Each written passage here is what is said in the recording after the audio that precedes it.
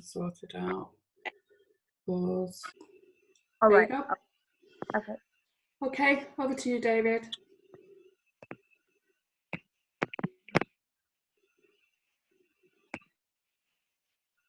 Not the best of starts. I need to unmute first. Good morning to everybody from the UK.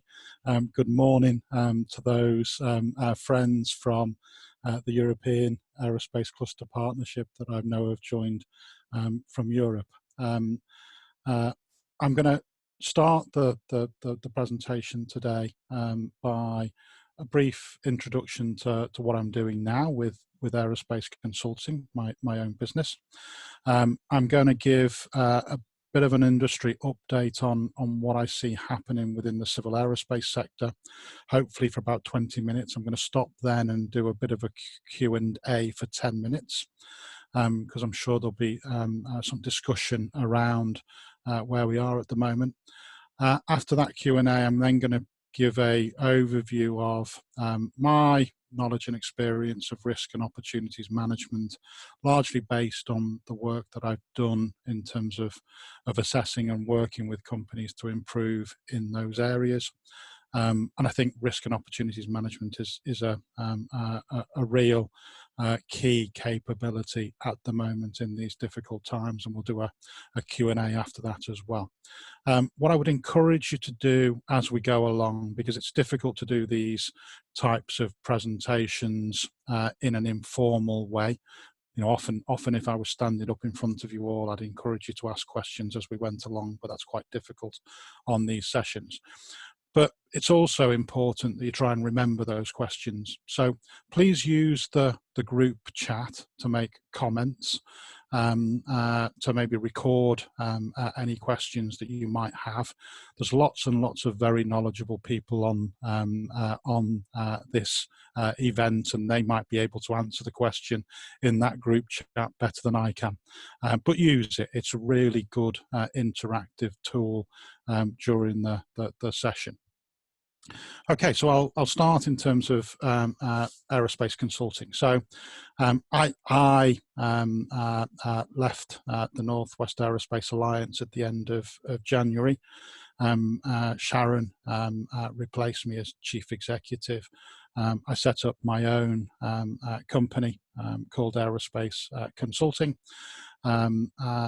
Please don't go to the website at the bottom of the page because I haven't developed it yet. It's a new business, quite a difficult time to start a new business, but I've really enjoyed the work that I've been doing with the Northwest Aerospace Alliance since I started this business. I'm also now the chief executive for Composites UK, the National Trade Association for the composite sector in the UK. So still doing lots of work in terms of supporting cluster organisations and their members. In terms of my consulting business, I really focus around supporting organisations to develop new business strategies or reviewing existing strategies. I work with companies on technology strategy and technology management capability. I can work with organisations around business development, around supplier improvement. I can assess business and manufacturing processes, and of course around risks and opportunities. So that's the quick plug, over and done with. Okay, industry update. This was yesterday's picture from the Financial Times of where we are with the coronavirus outbreak. I think one key thing here is obviously it's a very significant event, but one thing to note that it's not an equivalent impact on countries. So some countries have been affected much more severely than others. That could be timing, there could be environmental elements to this. I'm not sure that we understand why countries have been impacted the way that they have been, but there is an element here of some countries might have an economic advantage in terms of not being, for example, in lockdown. So we do need to think about, and that's what UK government is doing at the moment, when is an appropriate time for us to exit from this lockdown period. This records the very sad data showing the loss of life. And I think it is interesting to note that UK, Italy and Spain have been the most severely affected in Europe, and this morning closely followed by France. France's numbers not looking very good either. Germany has, I think, managed to contain the virus much better than other countries. When we get through this, it will be interesting to understand why that was. Sorry, I'm just trying to move the slides. So you can see here the different stages of the status of countries. China, obviously, the front runner in terms of its experience of the virus, but there is that point around, and industry is thinking about it. Will countries that emerge quicker gain an advantage, and will global supply chains benefit from emerging quicker from the lockdown situation? And we've seen a very, very drastic impact on stock markets as a result of the coronavirus outbreak.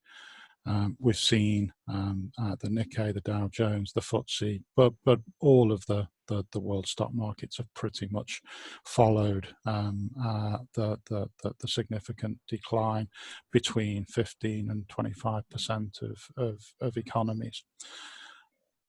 This is clearly very significant, but what's also clear is that it is impacting different sectors in different ways. So the aerospace or the transport sector is one of the most severely impacted sectors in terms of how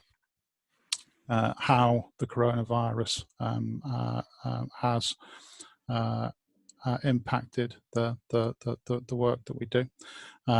Anyone who's seen the automotive numbers this morning will see, and not surprisingly, the massive impact on car sales in the UK.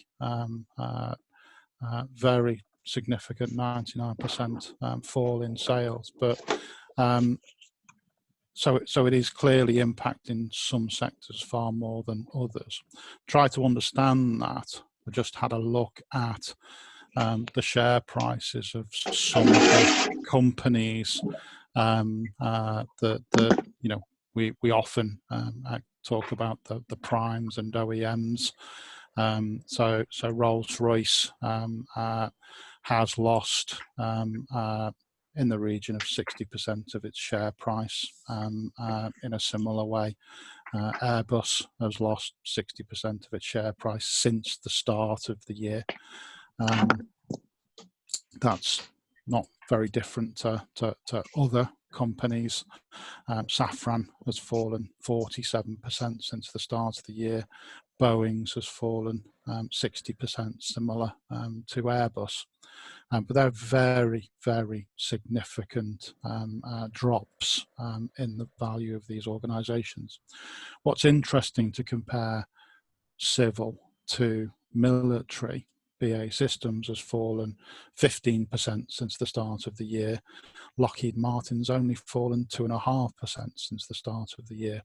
And whilst my presentation this morning is largely on the civil transport sector, I think it is important to note that the defence sector continues to work. Myself and Sharon and Kat were talking to Paul Burns and Gary Crank at BAE Systems last Friday, and Paul was talking to the board of Northwest Aerospace Alliance last night. And BAE Systems is very much in a position whereby its customers want it to continue production of all aircraft programs, especially F-35. And BAE Systems wants to ensure that suppliers who are significantly impacted by the civil aerospace sector don't also get into a position where they can't supply into the military sector. So Paul Burns is looking to support the supply chain to be able to continue supplying into those military programs, and that's really important, I think. Certainly the work that I do through the Aerospace Growth Partnership and at the board, they have been talking about how military air sector can support civil aerospace supply chain going forwards in order to try and protect key capabilities in the UK. For those of you interested in renewing your strategies, I would be looking at IATA's website. There's some really good economic analysis on there. IATA is the international trade association for the airlines. Really good analysis of what they think is going to happen in the industry, both on a global and on a regional basis. But here you can see the big picture numbers. Q2 down 82%, Q3 predicted, I think, optimistically at 56%, Q4 at 33%, 4.5 million flight cancellations, prediction of losing pretty much half of the airline industry's revenues in 2020, $300 billion, which directly impacts on aerospace production. So really good to delve into that. Some really good studies in there, and we should remember that all of the forecasts for aerospace production that we tend to see, whether it's Airbus's global forecast, whether it's Boeing's forecast, tend to be based off these types of numbers, the numbers in terms of predictions of passenger miles or passenger kilometers. So a lot of the production forecasts are based off forecasts of when people will fly and how many of them will fly. Sorry, just try and move slides. And so, we've got to a position now where the majority of the aircraft fleet is grounded. If we go back into 2019, we were shocked to see 400 737 Maxes grounded in Renton. But that's been completely eclipsed now by the grounding of the global fleet. Numbers out this morning show Ryanair has dropped 99.5% in terms of numbers of flights over the last month. So, we see a massive impact on the industry. We can see in parts of the world where they're ahead of us. So China, for example, as their COVID-19 cases started to fall towards the end of February, domestic flights started to pick up. But interestingly, they plateaued and plateaued for quite a long time. There is some new data over the weekend that seems to indicate that it's gone up further as a result of holiday season in China. But there is an element here of public nervousness, public confidence being required in order to increase these numbers. And again, IATA's done some really good work on that. So this is their the results of their passenger survey. So they talk about 40% of passengers say that they will wait 6 months or more before traveling. On the left-hand side of that graph, you've got those people who, and typically business travelers, who will jump on the first flight that's available to them. but then there's an awful lot of people that are a lot more cautious. And when you consider how important it is to the sector to get load factors right on aircraft, get the right number of people on planes to make them profitable, the industry is very concerned about this. On top of this data, we've also got the position that 70% of people are saying that whilst I could get on a plane, actually I'm not going to until I've got financial stability. So there is further criteria over and above this. This is absolutely key to the aerospace industry at the moment. Within the first Aerospace Growth Partnership Board meeting of lockdown, we had a meeting with Nadeem Zahawi, the Minister for Business and Industry, and we discussed how critical it was to get people flying again to the aerospace industry. Without people flying, everything that we do in terms of business support and job retention schemes and what have you was described as a sticking plaster. Until we can get planes flying and passengers flying, then it's going to be difficult to get back to where we were as an industry. So our national trade body, ADS, has now been invited into discussions with Department for Transport about how we build up a positive picture of how we can fly safely and with confidence again. And all of that is on top of a picture that says a lot of our global airlines are actually in quite difficult positions in terms of their liquidity. And in any type of economic crisis, liquidity is absolutely key. This graph here that I first saw Balaji Srimulanathan, the AGP Program Director, present, I think it comes from IATA as well, shows that many global airlines across the world have got less than 6 months liquidity. And we've already seen airlines fall into difficulty. I think we'll see more of that. We'll see different parts of the world protect airlines, but in some cases we'll also, I think, see exits from the industry. We've also seen, I think, different impacts on our major OEMs. So Boeing and Airbus are probably impacted by this slightly differently.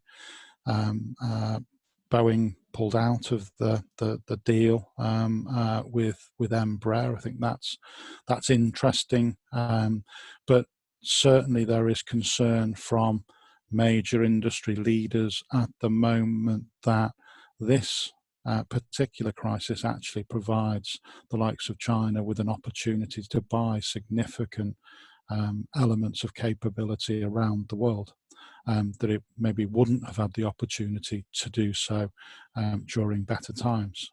So that is a concern I'm hearing expressed.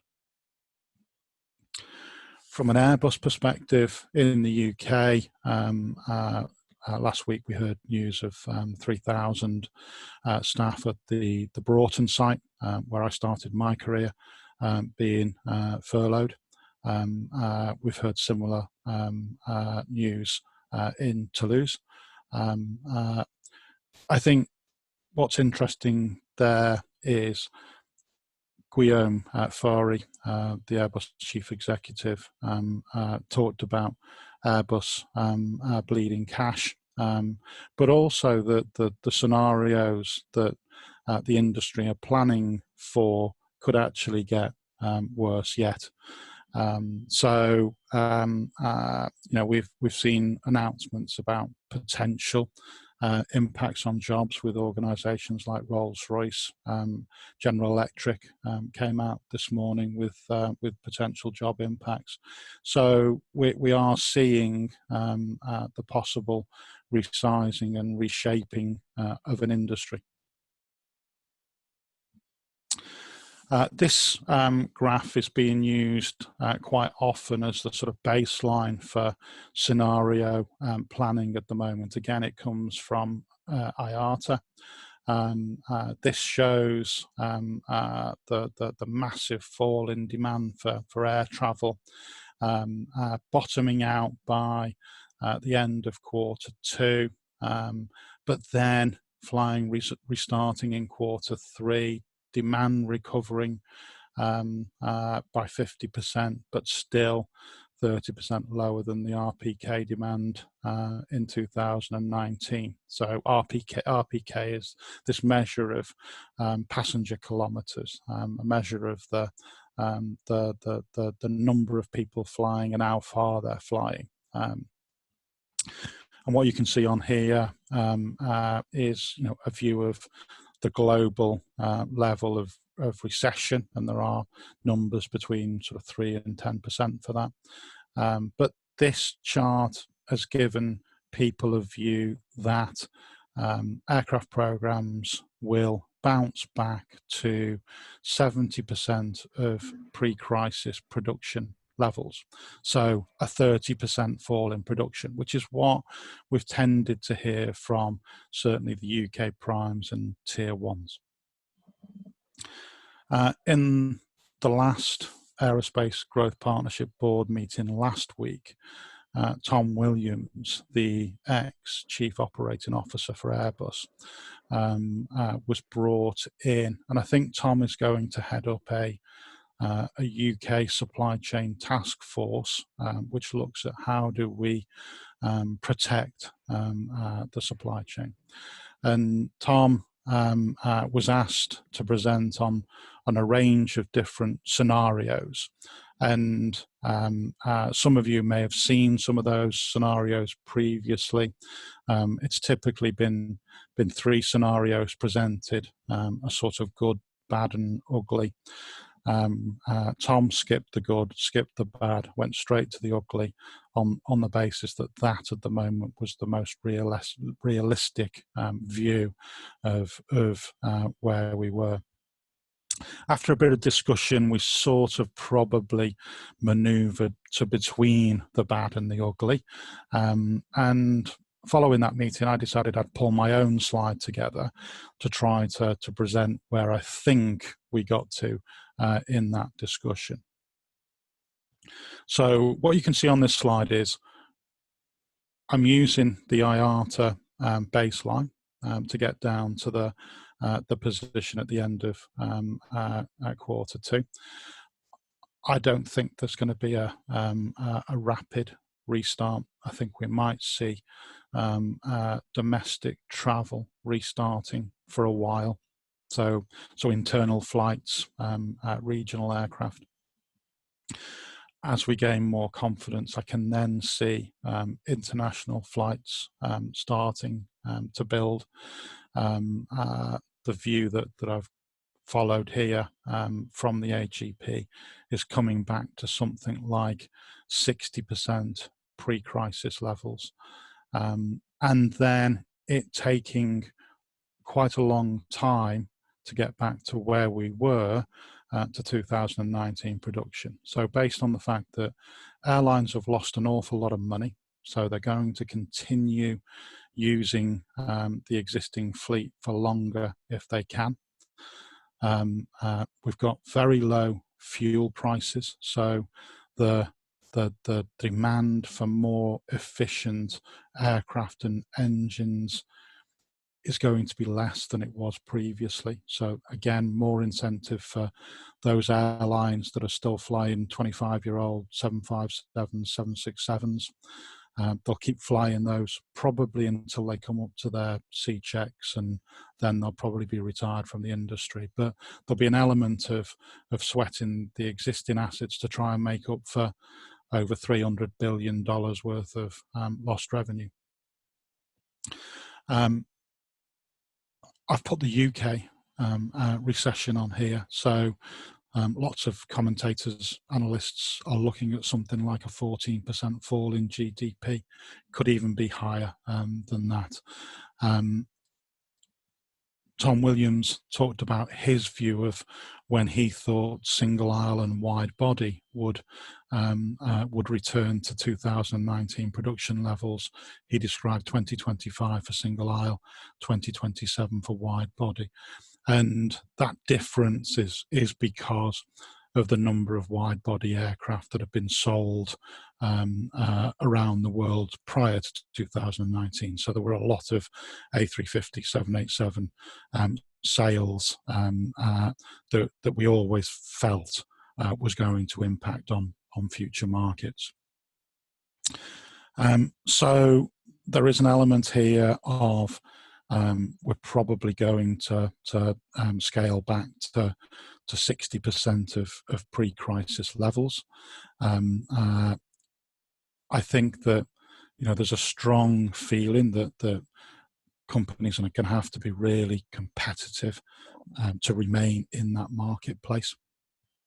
I'm hearing quite a few organisations saying there's a risk to the supply chain in Q3 because there's still a lot of inventory in place, and so we might see even further reductions in workload in Q3. I don't know whether that's something that other people are picking up.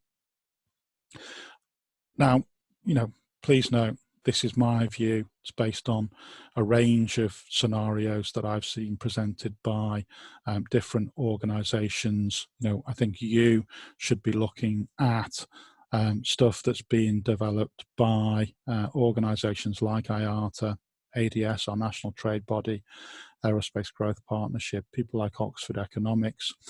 Some really good stuff that I've seen now through both AGP and even better as a presentation, I think, to the European Aerospace Cluster Partnership by Roland Berger. There's some really good analysis in that if you can get a copy of it. But we should all be using now this kind of thinking to think about, first of all, how as companies in the supply chain do we survive the first phase of this, so really through the next 3 months, and that's about liquidity, and it's about consolidation. Then how do we resize and shape our organizations to be fit for probably quite different workload than we were expecting at the end of 2019. And then what everyone's talking about is how do we then plan for the new normal? What does the industry really look like beyond 2021, 2022? Okay, so we are in unprecedented times. There will be both risks and opportunities. That will be the theme of my second presentation, but I'm going to stop there to take any questions.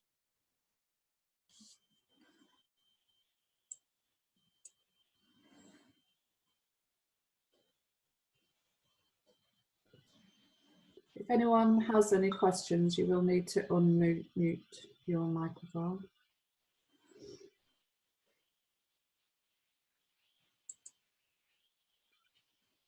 Any questions?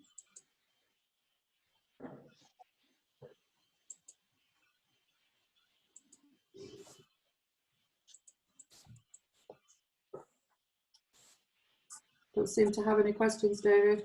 Okay, well, a question back to all of you. Does that fit with what you're hearing? Have you heard anything significantly different to that? Do you have a scenario that paints a much better picture or a much worse picture that you could describe? David, the only thing is Neil McCann here. Goes back to periods like 2001. Appetites for flying then after 9/11 were similar, so I imagine the planning, when Tom's talking in terms of how many years to get back to pre-crisis levels, there'll be similar effects to the process that went through there. That took some years. I can't remember how many, but, Yeah. but there'll be similar empirical data. That's right, but you know, I saw a story about the comparison between 9/11 and this crisis yesterday, and it's interesting. 9/11 planes were practically grounded for about 3 days. This crisis, I think we're already at 33 days, something like that. Yeah, I'm talking in terms of appetite for flying, though. Yes, yeah.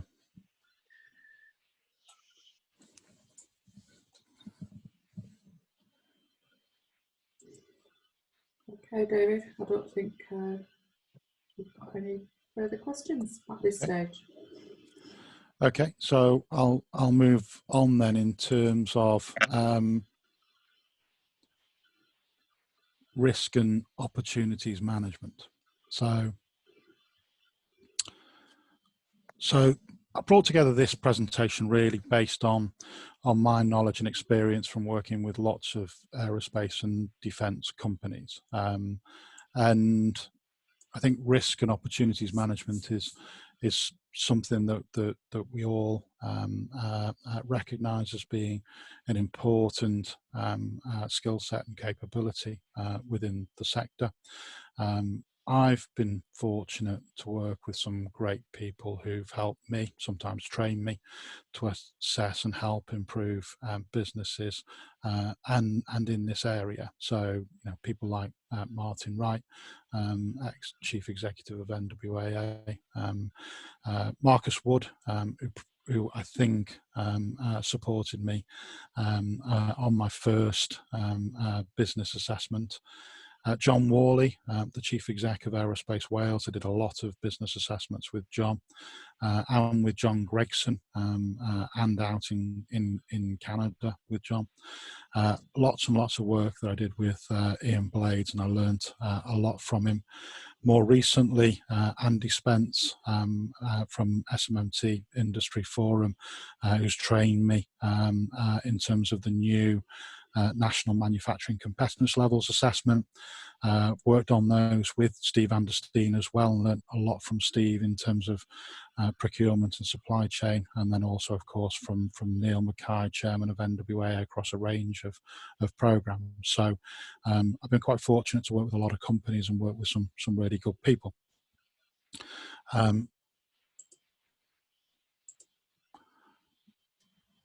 I tried to pull together a picture of the companies that I think I've worked with and I think I've been involved in the assessments of, and I'm sure I've probably not captured them all, but what you can see there is you know, I've been really fortunate to work with lots of organisations of different sizes and different shapes at different points in the supply chain, doing lots of different things.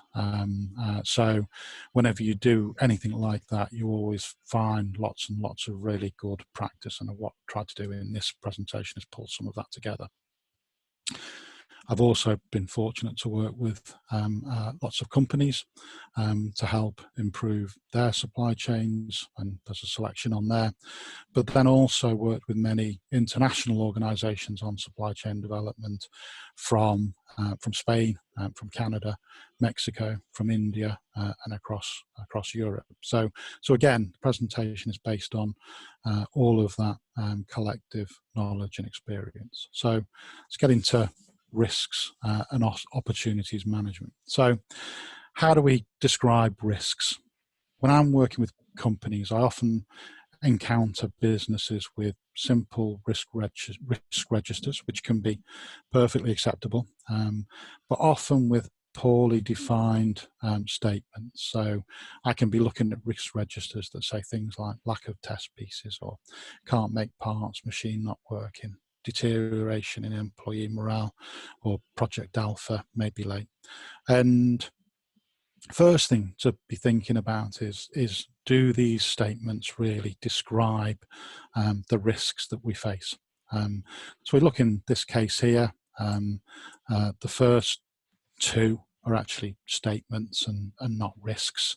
They're issues that have already been realised. The third is not a risk description. It describes what would happen if some unknown risk was realised. It describes the effect and not the cause. And the fourth statement is closer to a risk, but it's not yet specific enough. So better practice for me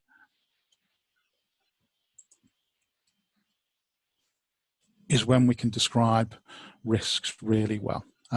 So I think this model drives us to specify risks much better.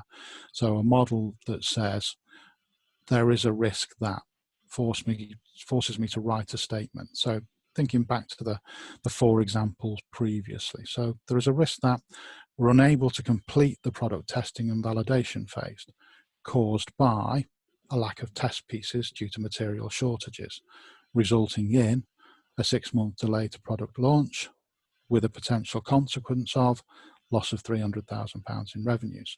So what started off as a risk, which was lack of test pieces, now we've defined much more completely, such that we understand what the risk really is, what it's caused by, what it results in, and what the potential consequences are. One that I often see within organisations, which is around not being able to make parts because of machines not being available. We describe that here as we're unable to use our most critical machinery, caused by machine breakdown and unplanned maintenance, resulting in, we can say, talk about downtime, we can talk about lead time for spares, we can talk about maintenance period, and what that all might mean in terms of loss of revenue.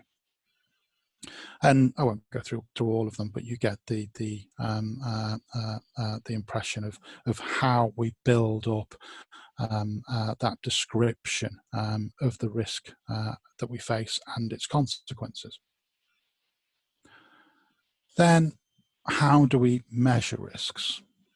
And if companies measure risks at all, and often they don't, it is simple risk register stuff, they will often use a simple risk matrix, a measure of the likelihood of the risk occurring and the impact of the risk being realised. So they might do a low, medium, high in terms of likelihood and impact, and they might try then to correlate that into some view of overall risk. A step up from that would be then putting those risk measures onto a grid. And so sometimes we'll see a 3x3 type matrix for how organisations define the risks that they've got. They might colour code that risk, and then they might actually increase the matrix to a 5x5, and so we often see a scoring type system. So likelihood being scored from 1 to 5, and impact being scored from 1 to 5. So, I mean, what you can see quite simply there in a few slides is how an organisation might build up their capability to record risks. But actually, I still don't know what this means to the business. So in this model here, I don't really know what a risk with a score of 4 for impact and a score of 4 for likelihood actually means. And I don't know what it would mean to different businesses. So what does impact mean? So impact is the consequence to the business of a risk occurring, and can be measured in terms of a number of different things. So often we use financial, and I will in the examples, but actually you can measure risks in terms of health and safety. You can measure it in terms of reputation of the organisation. You can measure it in terms of time, sustainability. There are lots and lots of different ways of measuring risk. But we do most often use financial terms: lost revenue, cost, expenses. And we do that so we can assess financial impact in different businesses. So financial impact is specific to the company. The measure of severity of financial impact for a global corporate is going to be quite different to a mid-cap, and even more so to an SME. So, simply a £25,000 risk to one organisation might be of low impact, to another it might be critical. So measuring what impact means to your business is really important in terms of understanding the risks that you face. So I took this here from a report on the internet by Deloitte. That's a really good piece of work, but it shows you how we can define the consequences of risks in ways other than financial. So you can see in here different levels of reputational risk and how they've been described, different levels of health and safety and workforce risks and how they've been described. So in the same way that we can do it for financials, we can do it for other ways of measuring risk, and it is worth looking at. Best practice for me is when I'm working with an organisation and they can describe what impact and likelihood means to their business. So, for example, I'll start with impact. If an organisation can say to me that a grave risk would be more than £500,000, a damaging risk would be more than £250,000, an insignificant risk would be less than £50,000, it tells me that they've understood what the consequences of the risks means to them as a business. Now, it doesn't matter whether these numbers are a grave risk is £500 and an insignificant risk is £10, or whether it's a grave risk is £1 billion and an insignificant risk is £1 million. It's, do you understand the measures for your business? Likelihood. Often we see percentage terms. I quite like this approach in terms of understanding the likelihood of a risk happening. So is it likely to happen once a year, once every 2 years, once every 3 years, 5 years, 10 years? You start to get a feel for how likely is that risk to actually occur. And so we take the same risk that we had previously, we now put it on a chart like this. Now we can start to understand what those risks really mean to the business and what activity maybe they should be driving. So now, rather than a score of 4 for impact and a score of 4 for likelihood, now I know I've got a risk that could cost me more than £250,000, but less than £500,000. And I've probably got a 50% chance of it happening this year because it happens once every 2 years. That helps me to think about how do I now start to manage that risk. Now, what do companies normally do with a risk register? So it's often produced at the start of the year, maybe as part of the annual business strategy or business plan. They're sometimes produced in order to pass approvals and accreditations. They may be reviewed, but often this is looking back at what was originally developed, not necessarily looking at how the risks have changed. In the best processes, it's got to be updated and reviewed on a regular basis as part of a risk management process. And all I've shown you so far is recording risks. We haven't done any risk management yet. And as my colleague Ian Blades used to say to me on a regular basis, if you're not managing risks, you're just watching them. And to a certain extent, with risk registers, with risk tables, with risk matrices, if they're not driving activity, then all we're doing is recording risks. And in terms of getting into risk management, companies in the first instance will often produce mitigation plans for all of the risks that they've recorded. But we should recognize there are a number of different ways that we can categorize and manage risks. Traditionally, these 4 approaches, avoid, accept, transfer, and mitigate, are the ways that in the first instance we should think about how we deal with each risk. So avoid the risk, we can do that by doing something quite differently. The example here is, rather than working with a new supplier that offers a significant price incentive, but there's a risk because we've not worked with them previously, then we can choose an existing supplier with a proven track record, and that takes the risk away completely. We can accept the risk. So that can happen when we're dealing with risks that we consider to be of low impact. And that can be because it can take quite a lot of time to put together a risk management strategy and mitigate the risk. So sometimes if it's low impact and if it's low likelihood, it might be better to just say, we'll just accept that this might happen and deal with the consequences if and when it does. We can transfer the risk. So this is a methodology that shifts the risk from the company to another party.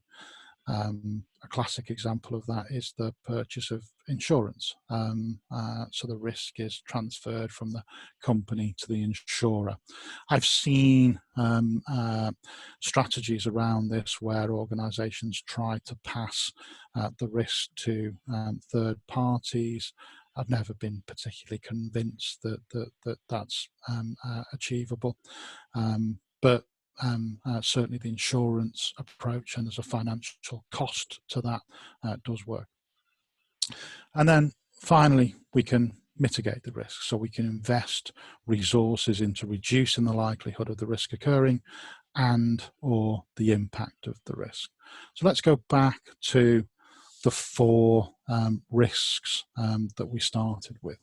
So the first two, A and B, those risks to me look like they are risks that we're going to have to mitigate. We're going to have to develop plans to reduce either likelihood or impact or both in order to mitigate those risks. C is one that we can avoid. We can avoid the risk of C by developing a new culture within the organisation to focus on training and talent management. And D, we can look at that risk within our criteria and say, we'll accept that risk. We won't do anything about it. The impact and the likelihood are within our comfort zones. So we're going to accept risk D, we're going to avoid risk C. We're now going to manage the mitigation of risks A and B. So if we look at risk A, which is around the product testing and validation phase, we've got this issue of lack of test pieces due to material shortages, which could result in a 6-month delay to the product launch. So in this instance, we can reduce the likelihood by doing things like identifying and developing new raw material suppliers, identifying external subcontractors with appropriate materials who could make the test pieces for us. We can reduce the impact by enacting 2-shift production test capability to squeeze the test plan when the test pieces are available. And we think that will result in a 3-month delay to product launch, 150k saving, and we've reduced the likelihood of it happening by 17%. For risk B, we're going to identify all of the critical equipment and establish a planned maintenance capability. That's going to reduce the likelihood of our critical machinery breaking down. We're going to purchase a stock of critical spares to reduce impact. So that takes away 6 weeks of our 6 weeks lead time. So we're now reducing that risk down to 2 weeks downtime, reducing both impact and likelihood. And we can plot that type of risk management on our chart. So we should be using these charts not to record risk. We should be using these charts to manage risks, to understand how we move the risk from one box to another in order to reduce impact and reduce likelihood. And in that way, we then start to manage the portfolio of risks down from the areas where we should be focusing most attention, the top right-hand corner, down into the area where we have less concerns, the bottom left-hand corner. And we want a process of review over a number of months how those risks have moved, such that as a business we're not facing the consequences that we were when we originally plotted these out. And some companies will make financial provisions in their accounts for the portfolio of risks in the register.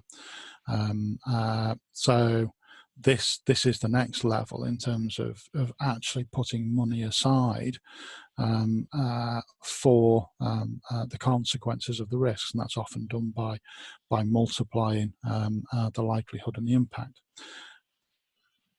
That's not necessarily a new thing. Many companies will already do something like this for bad debtors, which is essentially putting money aside for the risk of someone not paying.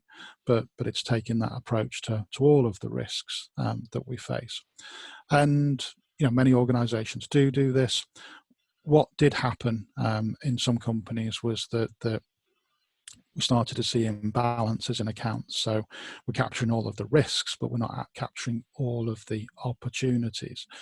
So this was brought in to try and balance accounts up a bit and think about, we have risks, but we also have opportunities that we want to exploit. And if we're going to make financial provisions, then we can do the same thing from an opportunities perspective and get a little bit more balanced picture. So opportunities management, and I'm not going to go through this in detail. Suffice to say, essentially, it's the same process. It's a very similar chart. It's a very similar methodology in terms of impact. You could have on here increase in revenues. You could have on here profit margins. I've put return on investment. You could put on here a position in terms of pipelines and what have you. I've gone for a percentage chance.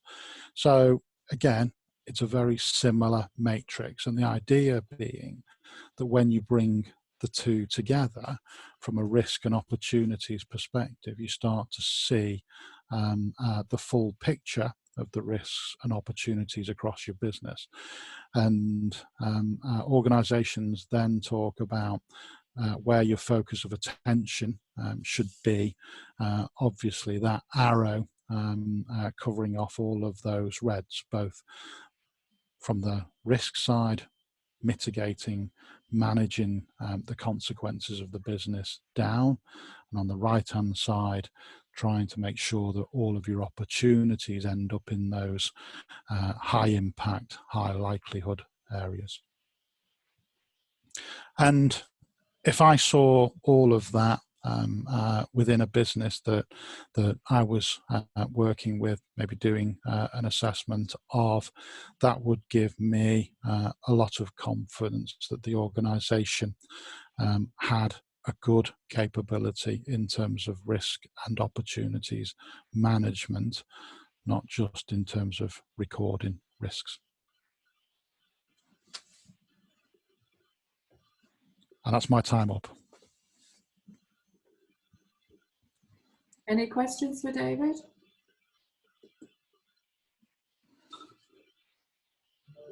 Okay, we've got a chat question from Andy Walker. In terms of determining the specifics of COVID-related risks, communication with both customers and suppliers will be key. Any suggestions on how you should structure these kind of conversations to get the information you need? I think you're absolutely right, Andy. That there is going to be the need for regular communications between customers and suppliers. I think there is an element of, certainly in the UK, Colin Smith at the last AGP board meeting talked about wanting the AGP to be a repository of intelligence and communications to ensure that supply chain could stay updated.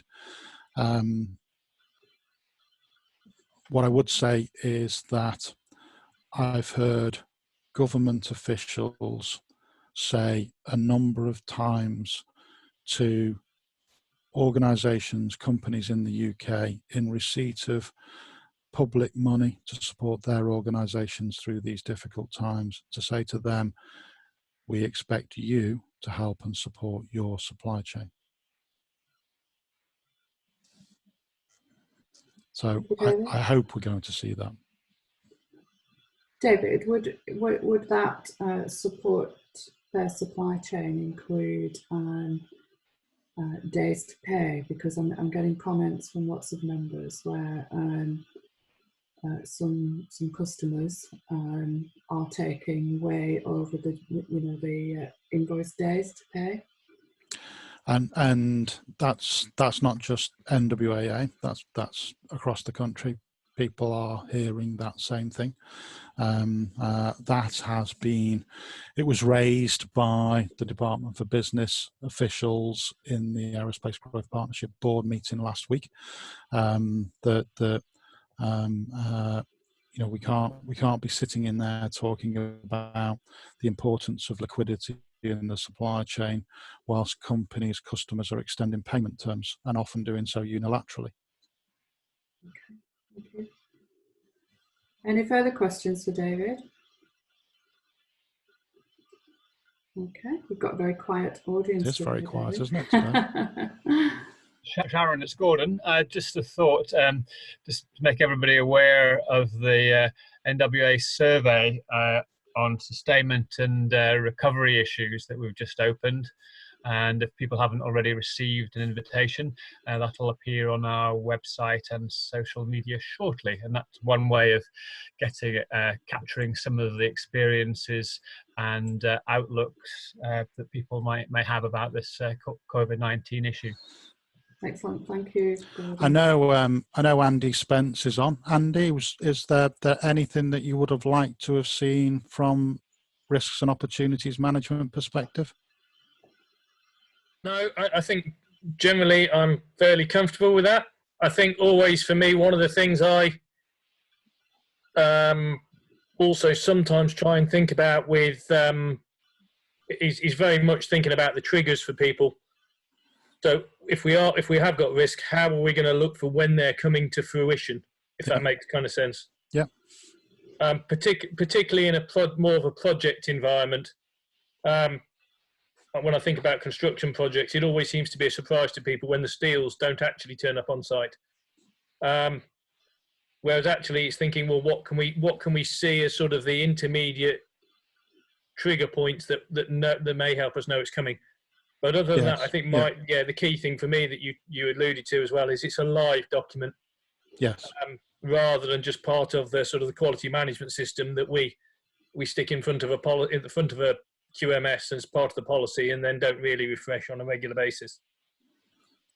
Absolutely. And you're closer to this than me. How is things from an automotive perspective at the moment? Challenging, I think is the best description. Yeah. I think clearly what we're seeing, obviously the numbers came out this morning. Mike Hawes, our CEO from SMMT, was on the radio. Yeah. Numbers down 97% on the month, but obviously the industry's basically been shut down.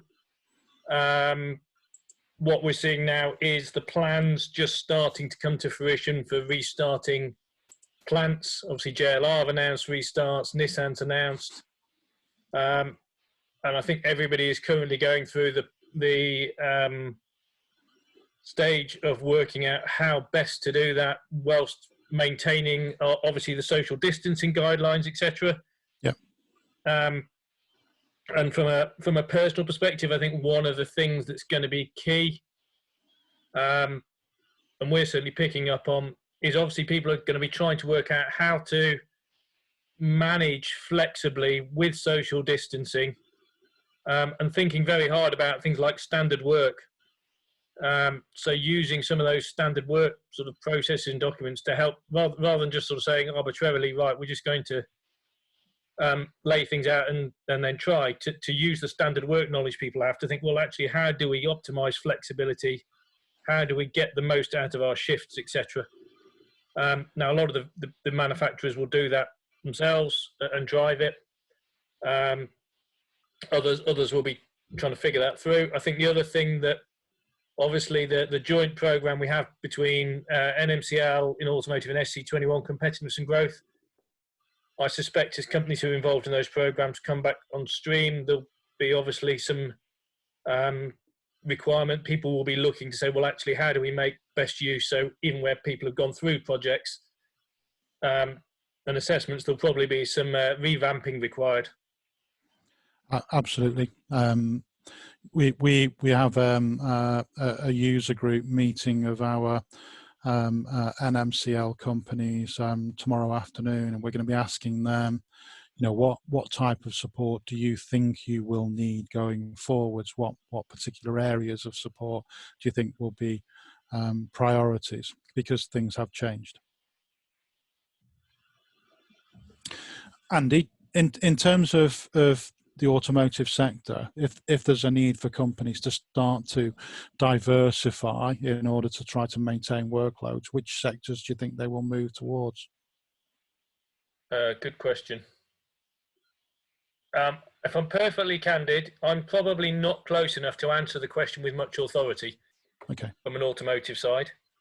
I think one interesting challenge will be automotive companies will always look at aerospace as another sector they think of trying to move into, to be honest. Yeah.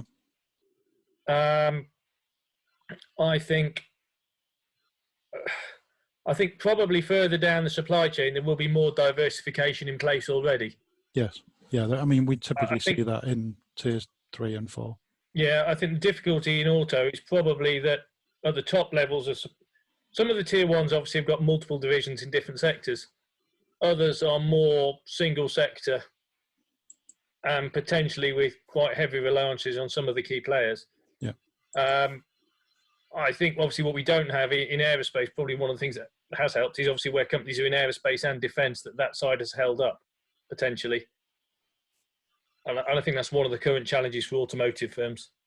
But automotive, in essence, has probably shut down almost completely to a larger extent than the aerospace sector.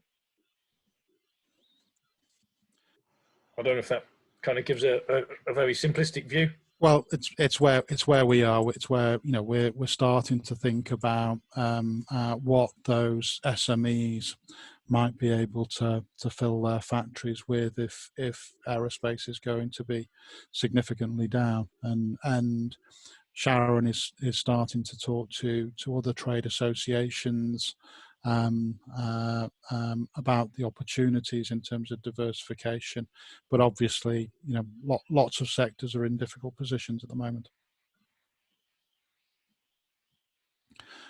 Yeah, well, I think I would sum it up quite well. I think everybody is going through the same activities of understanding how to come back up and be efficient in the process and have a viable business. Yes. Okay. Yep. Any further questions? Nothing more on the chat section, so I think that's it, David. Thank you everyone for joining our webinar. As mentioned earlier, we do have another one on Thursday with the Hartrees Centre at STFC, so please join us if you're interested in that one. And just a reminder, as Gordon says, we have sent out a survey to our members. Your participation would be gratefully received. It is important in these times that we give information as much as possible to government and to local government in terms of what support is required, etc. So please participate if you can. I didn't put my contact details into this, so if anyone wants to ask me any questions or get hold of me, they can find me at david.bailey@aerospaceconsulting.co.uk. Thanks, David. Yeah, we've come to the end of our session. Thank you very much. Thank you, Thank you, Sharon. everyone. Thank you. Bye. Bye. Bye.